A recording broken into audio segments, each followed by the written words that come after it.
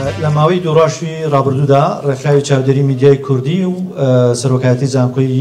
سلێمانی دووهەمین کۆڕبەندی نیشتیمانی چمکی بۆ ریفۆرمی میدیای ڕێخست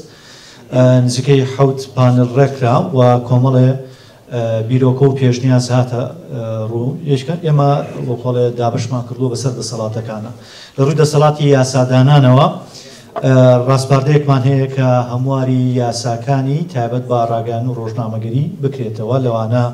یاسای ژمارە 10 ساڵی 93 چاپەمەنی یاسای ژمارە 35 ساڵی 2007 ڕۆژنامەگەری یاسای ژمارە 6 ساڵی 2008 خرا بەکارهێنانی ئەمریکانی پەیوەندیکردن یاسای ژمارە 11 ساڵی 2013 مافی بەدەستهێنانی زانیاری لەگەڵ یاسای ژمارە 1 ساڵی 2019 ڕێکخستنی ڕکلامی بازرگانی کە ئەمانە بەرگۆ مادەی چوونیەک و هاوشێوەیان تێیە ئەکرێت لە چوارچێوەی یاسایەکی سەربەخۆیە بە ناوی یاسای ڕێکخستنی ناوەڕۆکی ڕاگەیاندن ئەمە هەموار بکرێتەوە یاخود هەر لە بنەڕەتا یاسایەکی تایبەت و تازە دەبچێت و کە تەبەنی هەموو ئەو یاسانی پێشخۆی بکەن. ڕاستپاردەیەکی تر ئەوەیە کە پەرلەمان یاسای تایبەت بە دامەزراندنی ئەنجومەنی نیشتیمانی ڕاگەیاندن دەرکرا کە بتوانێت هاوشێوەی هەیە ئیتساڵ و ئەلهامی عێراق یاخود دامەزراوەکانی دیکە لە وڵاتانی پێشکەوتووە کە دەستیان کردەوە بە ریفۆرم یەکێک لە هەنگاوەکانیان دامەزراندنی ئەنجومەنی نیشتیمانی ڕاگەیاندنە ئەویش بۆ ئەوەی بتوانن چاودێری ناوەڕۆکی ڕاگەیاندن بکەن. شتێکی یاسایەکی تر کە پەرلەمان پێویستە دەریکا دامەزراندنی سندوقی نیشتیمانی کوردستانە بۆ پێشگیریکردنی میدیای سەربەخۆ چونکە یەکێکە لە کۆڵەکەکانی هەر سیستمێکی دیموکراسی. یاسایەکی دیکە کە پەرلەمان پێویستە دەری بکە یاسای تایبەت بە تاوانە ئەلکترۆنیەکان پاراستنی داتا و مافی تایبەتمەندەتیشانی تایبەتی کەسەکانە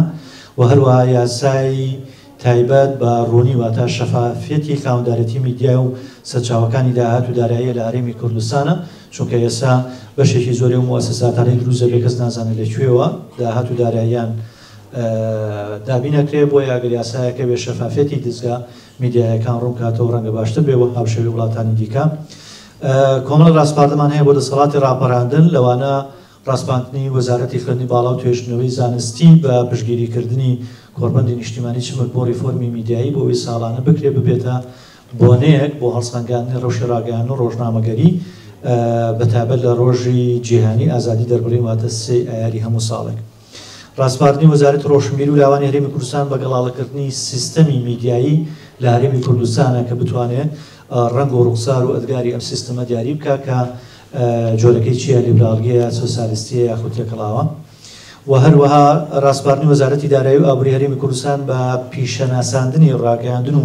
دیاریکردنی ئەرک و مافیان شایستە دارایی و کارگەریەکانی ڕاگەیاندن چونکە زۆر جار ئێستا لە تەصنیفاتە ڕۆژنامەوان بە پیشە حساب ناکرێ و لە ڕووی تەصنیفاتەوە دووچاری کێشا بێتەوە بەتایبەت لە وەرگرتنی شایستە داراییەکان لە دامەزراوە حکوومیەکانە.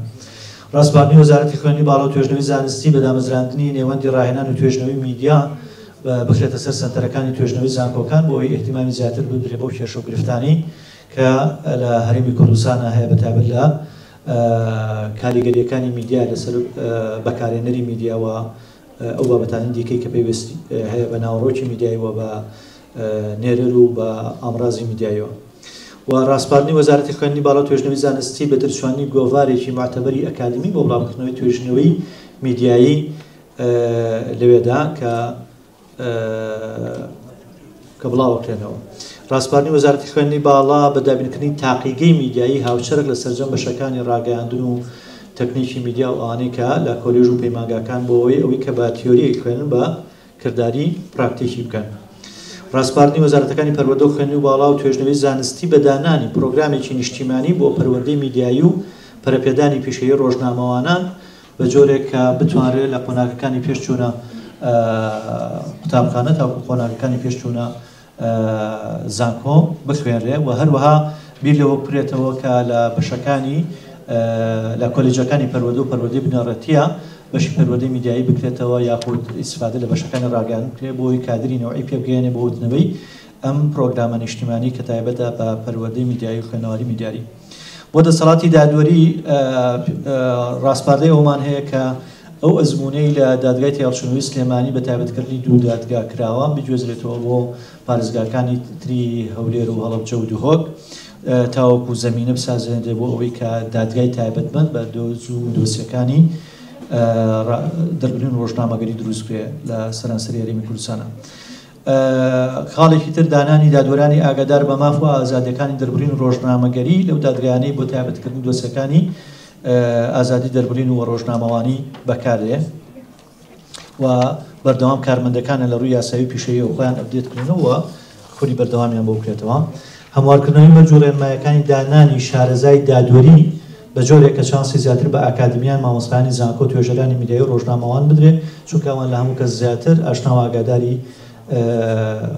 کێشانن کە ڕوبەڕووی ڕۆژنامەوانان دەبێتەوە.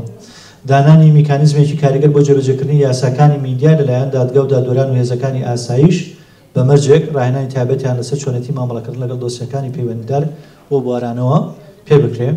چوارەم بۆ دەسەڵاتی میدیایی کە مەبەستمان لە ڕۆژنامەوان و دەستگا میدیایەکانە دانانی استراتیژێکی نیشتیمانی بۆ پەرەپێدانی ژێرخانی تەکنەلۆژیا کە پشتگیری میدیای دیجیتاڵی بکات و دەرفەتی یەکسان بۆ میدیاکان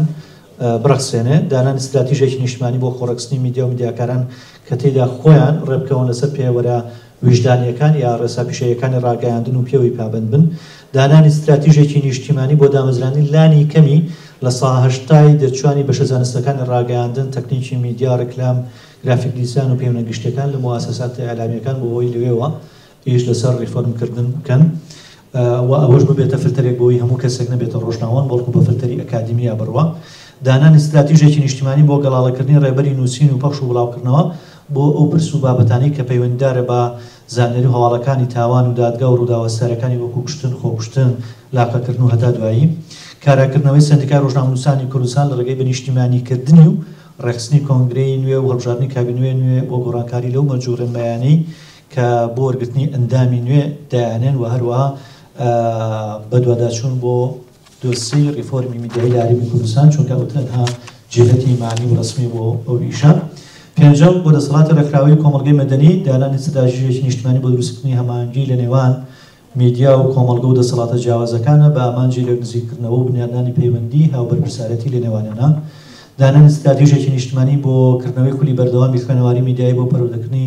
نەوەی نوێ ڕۆژنامەوانان و ئەپدێتکردنەوەی پیشەیینەوەکانی پێشوو و دانانی پلان و پرۆژە و پرۆگرامی نیشتیمانی بۆ بەدواداچوون هەڵسەنگاندنی کاریگەریەکانی میدیا لەسەر کۆمەڵگە و بڵاوکردنەوەی راپۆرتی ساڵانە لەسەر دۆخی میدیا لە هەرێمی کوردستانە.